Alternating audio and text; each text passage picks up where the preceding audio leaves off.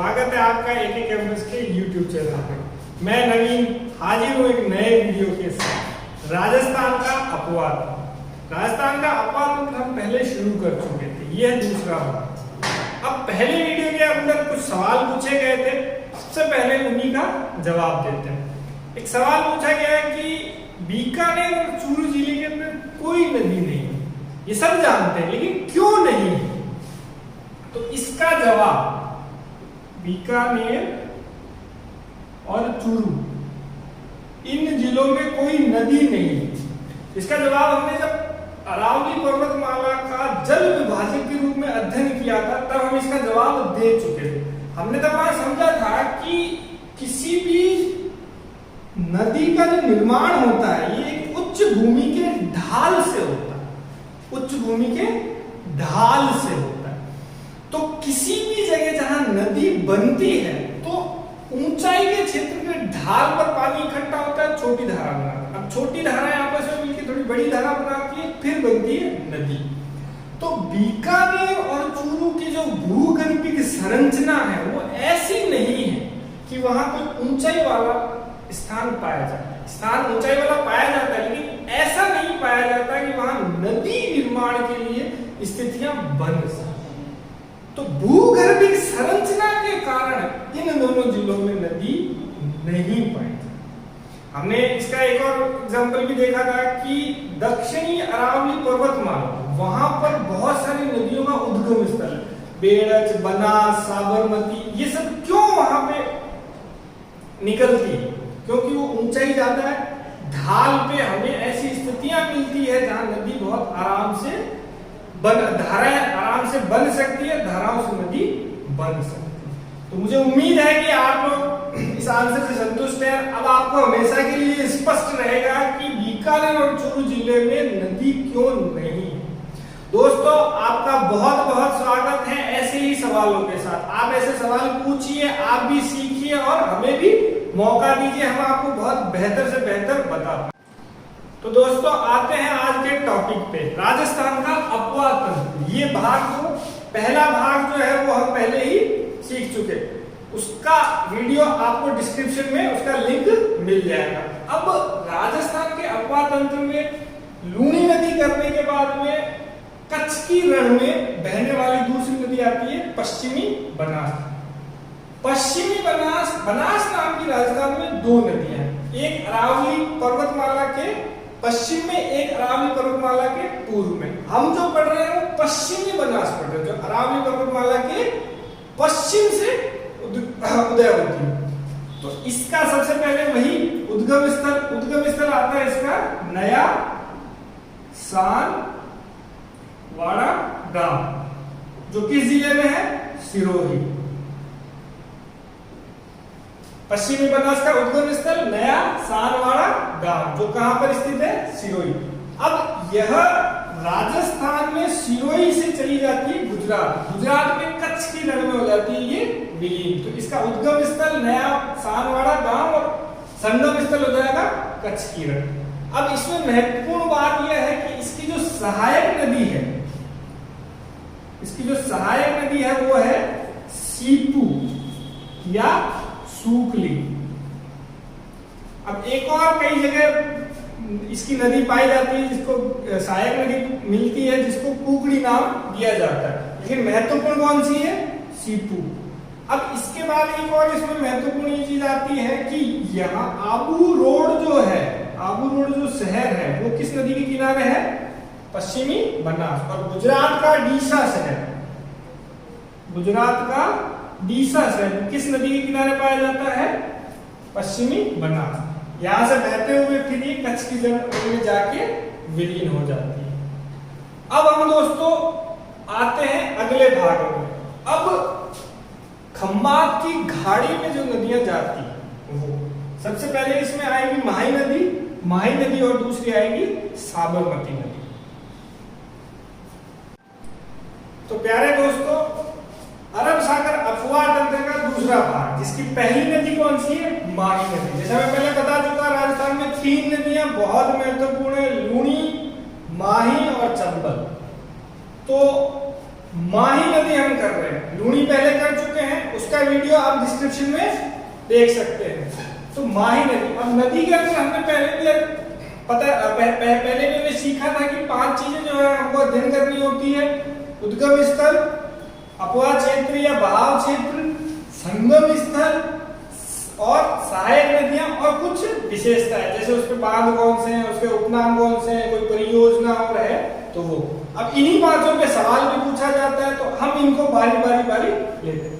तो माही नदी का सबसे पहले उद्गम स्थल माही नदी का होता है मध्य प्रदेश में। कहाँ होता है? मध्य प्रदेश में, मेहद झील, धार जिले में। अब ये कहाँ आती है? विंध्याचल पर्वत के ऊपर आती है, ठीक है। मेहद झील के पास माही नदी का उद्गम स्थल है, ठीक है। अब हमारे लिए महत्वपूर्ण है कि राजस्थान में प्रवेश कहाँ करती है। अब मेहद झील से निकल के उत्तर की दिशा में गति करती हुई राजस्थान में खादू गांव, बांसवाड़ा जिले में प्रवेश करती है, ठीक है।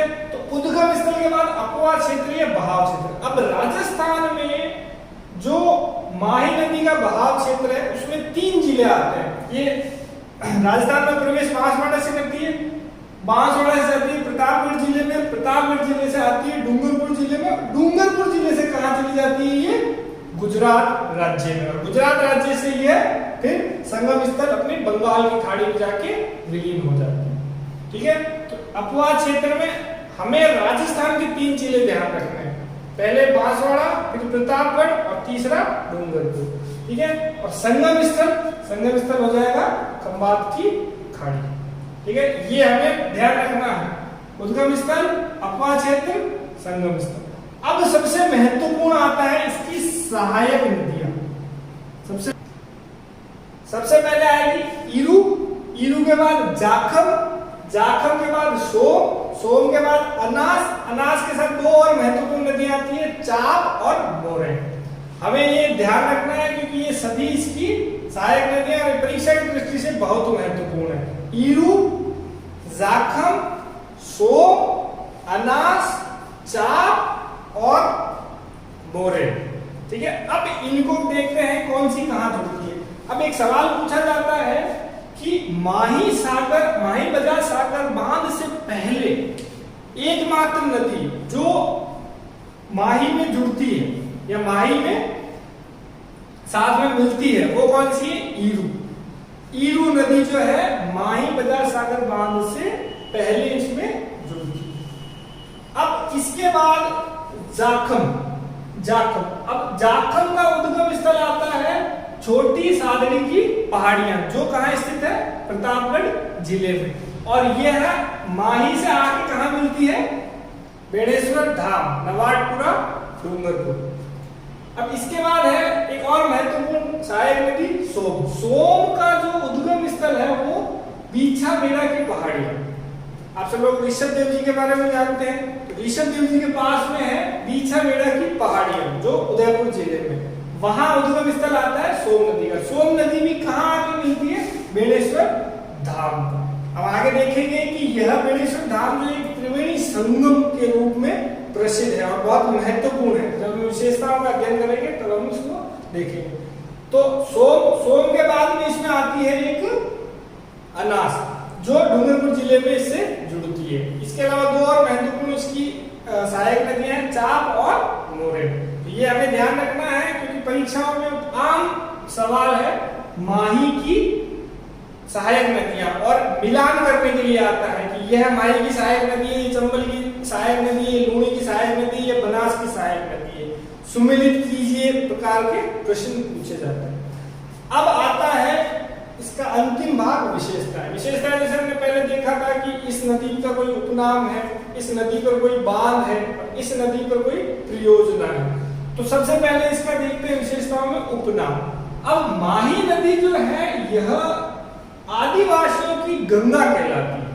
भारत के राजस्थान के दक्षिणी भाग में स्थित है और दक्षिणी भाग में सबसे अधिक संख्या में आदिवासी रहते हैं। तो आदिवासी इसे अपनी पवित्र नदी के रूप में पूजा करते हैं। तो आदिवासियों की गंगा कौन सी नदी है? माही नदी। इसके बाद में वागड़ की गंगा और कांठल की गंगा भी इसी नदी को कहा जाता है। वागड़ जो क्षेत्र है ये बांसवाड़ा और डूंगरपुर को सम्मिलित रूप से हम वागड़ कहते हैं, और कांठल जो है वो क्या कहलाता है, प्रतापगढ़। तो प्रतापगढ़ जिले की वजह से इसका नाम क्या कहलाता है, कांठल की गंगा, और वागड़ डूंगरपुर और बांसवाड़ा की वजह से इसे वागड़ की गंगा भी कहते हैं। अब एक और महत्वपूर्ण इसका नाम आता है कि दक्षिणी राजस्थान की स्वर्ण रेखा। दक्षिणी राजस्थान की स्वर्ण रेखा, तो इसके 4 उपनाम हैं, आदिवासियों की गंगा, वागड़ की गंगा, कांठल की गंगा और दक्षिणी राजस्थान की स्वर्ण रेखा। अब इसकी विशेषता में इस पे 4 जो बांध हैं वो बहुत महत्वपूर्ण है, हमें ये ध्यान रखना, इनके सवाल पूछे जाते हैं। तो सबसे पहले आता है कागदी पिकअप बांध, जो कि माही बाजार सागर से पहले बनाया गया। अब ये दोनों स्थित कहां पर है, बांसवाड़ा जिले में। बांसवाड़ा शहर से 17 किलोमीटर दूर स्थित है माही बाजार सागर बांध, जिसके पास क्या है, कागदी पिकअप बांध।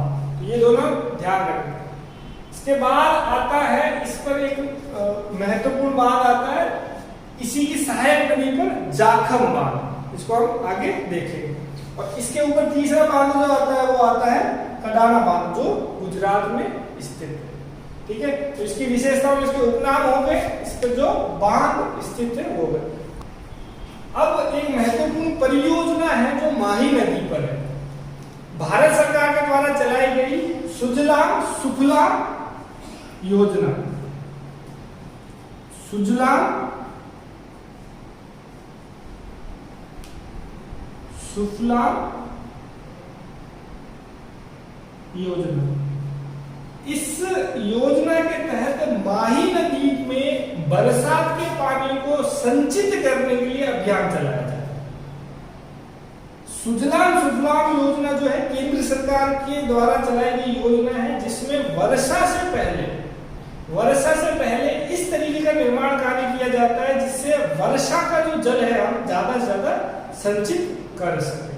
तो राजस्थान में इस योजना पर किस नदी पर काम चल रहा है, माही नदी पर। तो ये ध्यान रखना है, परीक्षा की दृष्टि से महत्वपूर्ण। प्यारे दोस्तों, अब इसी में एक और महत्वपूर्ण विशेषता है बेणेश्वर धाम, या इसे कहते हैं आदिवासियों का कुंभ। अब ये क्या है, एक त्रिवेणी संगम है। ये क्या है, एक त्रिवेणी संगम है, जहां पर 3 नदियां आके मिलती है, माही, जाखम और सोन। ये तीनों आके कहां मिलती है, त्रिवेणी संगम या बेणेश्वर धाम पे। बेणेश्वर धाम पर भील जनजाति लोगों का एक बहुत बड़ा मेला लगता है, माघ माह की पूर्णिमा को, जिसे आदिवासियों का कुंभ नाम भी दिया जाता है। तो ये ध्यान रखना है, परीक्षा की दृष्टि से बहुत महत्वपूर्ण है कि माही नदी पर त्रिवेणी संगम कहाँ आता है और इसका नाम क्या है। तो कहाँ आता है, ये डूंगरपुर जिले में, और नाम इसका क्या है, बेणेश्वर धाम। अब माही नदी की विशेषताएं पूरी होती है। अब एक महत्वपूर्ण बात है कि जो इसकी सहायक नदी जाखम है, जाखम का उद्गम स्थल जैसे मैंने बताया था छोटी सादड़ी की पहाड़ियां प्रतापगढ़। अब इस पर एक बांध स्थित है, जाखम बांध। ठीक है, जो राजस्थान का सबसे ऊंचा बांध है। इसकी ऊंचाई कितनी है, 81 मीटर। राजस्थान की सबसे ऊंचा बांध है ये जाखम बांध। अब एक बात हमें ध्यान रखनी है कि जब हमने लूणी नदी पढ़ी थी, तो लूणी नदी की सहायक नदी पढ़ी थी जमई, लूणी नदी की एक सहायक नदी पढ़ी थी जमई और जाखम। तो इन दोनों में कभी कंफ्यूज नहीं होना, क्योंकि परीक्षा में क्या होता है, टेंशन होती है। ठीक है, सवाल सही करने का प्रेशर होता है, तो उस समय हमें कंफ्यूजन नहीं पालना है कि जमई किसकी सहायक नदी है, जाखम किसकी सहायक नदी है। तो इसको याद रखने का सबसे आसान तरीका है, जाखम जो है वो ख शब्द आता है, उसमें ख मतलब खत्म। अब खत्म राजस्थान कहाँ होता है, बांसवाड़ा जिले में। कहाँ होता है खत्म, बांसवाड़ा। बांसवाड़ा जिले से कौन सी नदी मिलती है, माही। तो माही की सहायक नदी कौन सी है, जाखम। ख से खत्म, खत्म राजस्थान का होता है बांसवाड़ा। तो बांसवाड़ा में जो नदी बहती है वो है माही, ठीक है। तो माही की एक सहायक नदी है जाखम, और जवाई किसकी सहायक नदी है? लूणी की। जवाई में भी एक बांध है लूणी बांध, जवाई बांध। जाखम में भी एक बांध है जाखम बांध, ये ध्यान रखना, ठीक है। अब दोस्तों आगे आते हैं साबरमती नदी पर। तो खंबात की खाड़ी नदी में दूसरी विसर्जित नदी होती है साबरमती नदी। अब साबरमती नदी का जो उद्गम स्थल है वो आता है गोकुंदा की पहाड़ी में। गोकुंदा की पहाड़ी में, ये उदयपुर जिले में स्थित है। गोकुंदा की पहाड़ी में महाराणा प्रताप का शरण स्थली रही है गोकुंदा की पहाड़ियां। वही उद्गम स्थल आता है किसका? साबरमती नदी का। अब इसका अपवा क्षेत्र जो है इसको बहुत महत्व नहीं दिया जाता राजस्थान में, क्योंकि ये प्रमुख नदी जो है वो गुजरात की, ठीक है, इसलिए हमारे लिए ये महत्वपूर्ण नहीं है। गुजरात के अंदर मुख्य रूप से बहती है। हमारे यहाँ तो मात्र ये 45 किलोमीटर, मात्र 45 किलोमीटर की लंबाई में रहती है और मुख्य रूप से उदयपुर में ही बहती है, तो हमारे लिए इतनी महत्वपूर्ण नहीं है। लेकिन इसका संगम स्थल जो है इसे ध्यान रखना है। संगम स्थल इसका वही खंबात की खाड़ी, खंबात की खाड़ी गुजरात, ठीक है। अब इसकी सहायक नदियां हैं जो महत्वपूर्ण है। इसकी सहायक नदियां कौन सा है? हथमती, वेत्रक, मानसी, वाकल और सेई। तो साबरमती की सहायक नदियों में सबसे महत्वपूर्ण आती है अपनी सेई। सेई जो है इसको एक जल सुरंग के द्वारा जवाई नदी से जोड़ा गया है, जवाई नदी से जोड़ा गया है। हम सभी जानते हैं कि जवाई नदी पर एक बांध बनाया गया है, जवाई बांध। कहां पर? सुमेरपुर पाली में, ठीक है। अब उसकी जलापूर्ति के लिए सेई का जो जल है वो वहां एक जल सुरंग के द्वारा भेजा जाता है। तो ये हमें ध्यान रखना है कि सेई और जवाई के मध्य एक जल सुरंग है। इसके बाद एक और महत्वपूर्ण नदी आती है मानसी। मानसी जो नदी है वो देवास परियोजना से जुड़ी हुई है। योजना के अंदर क्या है? उदयपुर जिले की पेयजल आपूर्ति की जाती है और इसकी विशेषताओं में यही जो जल सुरंग है सेई से जवाई की, ये हमें ध्यान रखनी है। बाकी इसमें एक और महत्वपूर्ण बात यह है कि गांधी जी ने जो साबरमती आश्रम की स्थापना की थी अहमदाबाद में, वो किसके किनारे किया था? साबरमती नदी के किनारे। और साथ ही साथ अहमदाबाद शहर और गांधीनगर शहर, गुजरात राज्य की जो राजधानी है गांधीनगर शहर, वो किसके किनारे स्थित है? साबरमती नदी के किनारे। तो इसी के साथ दोस्तों पूरी होती है अपनी साबरमती नदी।